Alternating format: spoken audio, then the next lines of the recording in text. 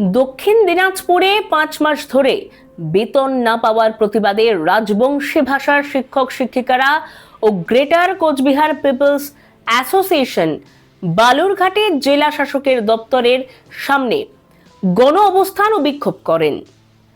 মিছিল করে এসে বিক্ষোভে সামিল হন সংগঠনের সদস্যরা। বাংলায় 16টি স্কুলে রাজবংশী ভাষায় পড়াশোনার জন্য 43 জন শিক্ষক শিক্ষিকা নিয়োগ করা হলেও অভিযোগ 5 মাস ধরে তারা কোনো বেতন পাননি। এছাড়া 4টি স্কুলে এখনো রাজবংশী ভাষার কোনো শিক্ষকই নেই। বিক্ষোভকারীদের দাবি, দ্রুত বকেয়া বেতন মেটানোর পাশাপাশি শূন্য পদে শিক্ষক নিয়োগ করতে হবে। দীর্ঘদিন ধরে সমস্যার সমাধান না হওয়ায় শিক্ষক শিক্ষিকাদের পরিবারও আর্থিক সংকটে পড়েছে। অপ্রীতিকর ঘটনা এড়াতে এলাকায় বড় পুলিশ বাহিনী মোতায়েন করা হয়েছে। এই নিয়ে বিক্ষোভকারী শিক্ষক শিক্ষিকারা কি বলছেন চলুন শুনে নিই। যে গণ অবস্থান শান্তিপূর্ণভাবে, ব্যাপার হচ্ছে রাজবংশী মানুষ, সহজ সরল শান্তিপ্রিয় মানুষ। এই দক্ষিণ দিনাজপুর জেলায় যে রাজ্য সরকারের অনুমোদন প্রাপ্ত যে রাজবংশী ভাষা 16টা অনুমোদিত হয়েছে, তার মধ্যে প্রথম যেটা আমার দাবি, তার মধ্যে যে 4টা স্কুল এখনও পর্যন্ত দীর্ঘ 3 বছর ধরে যে নিয়োগপত্র দেওয়া হয়নি, সেই বিষয় নিয়ে আমরা আজকের এই গণ অবস্থানের হাজির হয়েছি। দ্বিতীয় যে দাবি, সেটা দাবি হলি যে এই যে কর্মরত যারা মাস্টার দিদিমণির ঘর আছে, আমরা বিগত যে 5 মাস ধরিয়ে যে তাদের যে প্রাপ্য বেতন যে বকেয়া হয়ে আছে, সেই বকেয়া বেতন যাতে অতি দ্রুত দেওয়া হয়। তৃতীয় দাবি হলো যে আমার রাজবংশী ভাষার যে মাস্টার দিদিমণির ঘর যে আছে দক্ষিণ দিনাজপুরের, আমার যে রেনুয়ালের যে বিষয় আছে, সেই চাকরির যে স্থায়ীকরণের যে বিষয় আছে, সেটা বিষয় নিয়েও আমরা ডিএম সাহেবক বহুবার আমরা জানাইছি।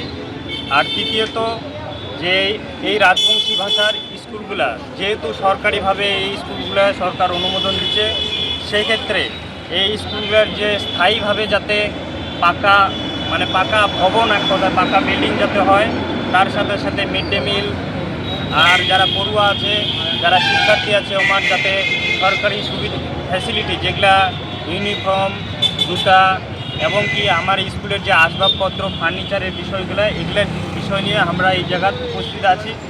আরেকটা বিষয় দুঃখের কথা এটাই যে আজকে আমরা নতুন করিয়া আমার এই দাবি নতুন তেমন কিন্তু বিষয় নয়। আমার মিডিয়ার যে দাদার ঘর আছেন, তোমরা দেখেছেন আমরা 2024 সালে সেপ্টেম্বর মাসে আমরা 27শে সেপ্টেম্বরে এই একই জায়গায় দাঁড়িয়েছিল। সেই সময়ও আমার দাবি কিন্তু একই ছিল। সেই সময় আমার বেতন কিন্তু দীর্ঘ 10 মাস ধরে কিন্তু আটকায় রাখা হয়েছিল। দ্বিতীয়বার সামনে আগের বছরে 2025-এর যে সেপ্টেম্বরে আমরা যে এই জায়গাতে আসিছি 9-10, আমরা দীর্ঘ 48 ঘন্টা এই জায়গার গণ অবস্থানে ছিল এই জায়গার। সেই সময়ে আমার দাবি কি ছিল? একই দাবি যে দক্ষিণ দিনাজপুরে যে 16টা রাজবংশী ভাষা প্রাইমারি স্কুল আছে, সেই স্কুলগুলোর মধ্যে যে 4টা স্কুলের এতদিন পর্যন্ত 2 বছর হয়ে গেল, এখন তো 3 বছর হয়ে গেল, এখনও যে সেই স্কুলের যে 4টা স্কুলের দিদিমণি মাস্টার আছে, আমার নিয়োগপত্র অতি দ্রুত দেওয়া হয়, সেই বিষয় নিয়ে আছি। এমনকি সেই দিনও আমার সেই সময়ও আমার বেতন কিন্তু বকেয়া ছিল। এই বেতনের বিষয় নিয়ে আমার এই জায়গায় বারবার আসবো আছে।